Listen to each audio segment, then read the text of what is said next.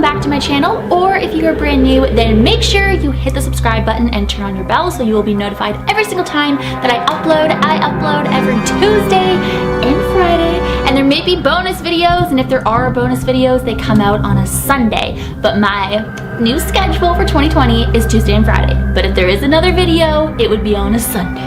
So this is my second video for 2020, and I've already changed my setup slightly. I took away my hot pink mirror. It's actually right beside me, so it's still like in the hosting room, oh my god, 2.0, but I wanted to, I don't know, I just felt like it was almost taken away from my blue sequin background, and I added Robert, I added another candle, and I added my Happy Pretty Ween doll with Annabelle that my friend slash viewer Gabby made for me. She is absolutely amazing. She makes these dolls and it's like, what the heck?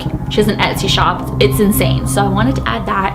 I don't know. So I kind of like this better. I prefer this. So let me know what you guys think down below. So in my last video, we kind of took a stroll down memory lane by playing the hosting game the original way in the hosting room, or the hosting room 2.0. So I thought for my second video, let's take another stroll down memory lane with urban legends. That's how a lot of you guys found me. And I know you miss them. I miss them. I love urban legends. You guys know about Bloody Mary, Candyman, Baby Blue, the Hookman, the Killer in the Back Seat. I mean, I have a whole playlist about these urban legends, even the Japanese urban legends. But I thought today, I'm gonna share with you guys the top 5 urban legends, creepiest, scariest urban legends that you have never even heard of before. Maybe you have, but chances are you haven't. The first urban legend is known as Slaughterhouse Road. So in the mid-1940s, there was a man that owned this slaughterhouse, and he set fire to this slaughterhouse, leaving his bride-to-be and her lover in there on purpose. So today, of course, this building is abandoned. I mean, like, you know, maybe people sneak in and kind of like walk around, but to this day, there are still 911 calls made about this location, which is, I just got chills right now just thinking about that. There's also been many sightings of a woman walking along the top floor. So it must be the owner's bride-to-be, which he trapped in there on purpose with her lover. Like, it's so freaking dark and creepy. And just the fact that 911 calls are still made from this building, that freaks me out so much. But I would love to go to this abandoned building and investigate and just see for myself, you know. And maybe I'll see the woman myself as well. So whoop, that's number 1. Number 2, this urban legend is known as the woman in gray. So of course, you know, it's got to be a woman wearing a gray outfit. So imagine you're working in a grocery store and you see a woman walking in. She's wearing a gray dress, and she goes over to the milk section and she, you know, she grabs milk. She walks out and she doesn't even pay. I mean, stealing and shoplifting from stores is very common, unfortunately. I mean, I have so many stories. I used to work in retail, and I worked in retail for a numerous amount of years, so I got a lot of stories to tell. But imagine you witness somebody shoplifting and stealing.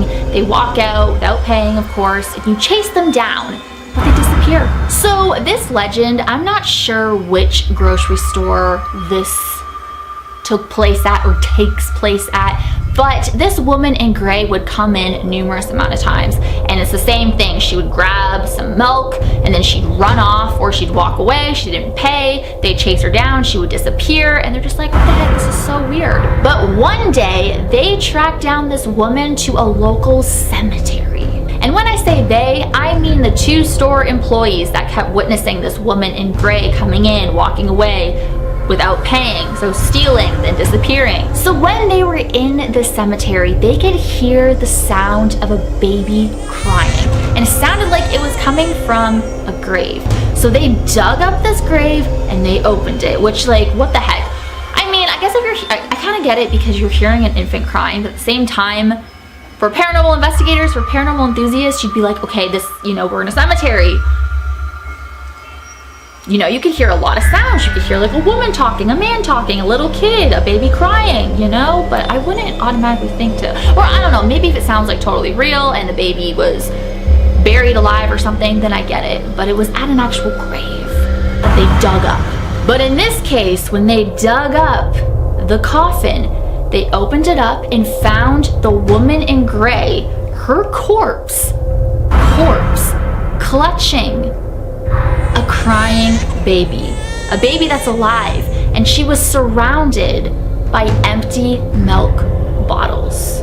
Number 3, near Dumbarton, Scotland, there is supposedly a cursed bridge known as Overtoun Bridge. Now, what's really random and messed up about this bridge is there's dogs that commit suicide off of this bridge. Since the 1950s, there have been at least 50 dogs that have leaped over the bridge, fallen into the water to their death for no reason at all. Now, before you even walk on this bridge, there is a sign telling owners to keep their dogs on their leashes because of this crazy, it's just, I've never heard of that before. Dogs committing suicide over the bridge. And in 1994, there was a man that threw his 2-week-old son over the bridge.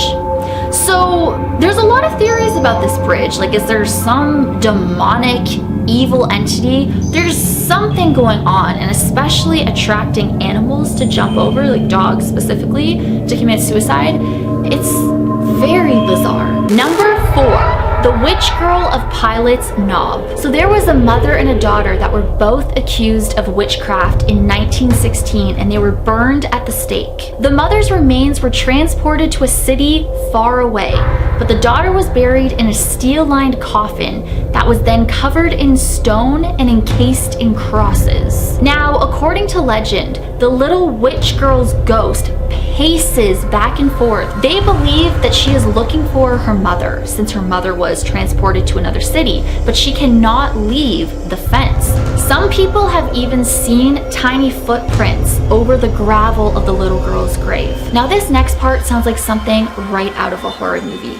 They say if you get too close to her grave, hands will come up from underground, grab onto you, and drag you down through the concrete. And many of the locals will tell visitors to not even go into that cemetery. And if you do not even go close, don't even look over at the little witch girl's grave. Because so much stuff happens and it's terrifying.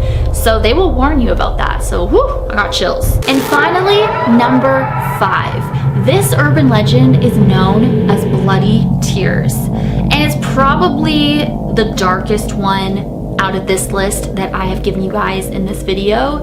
It's absolutely horrific and terrifying.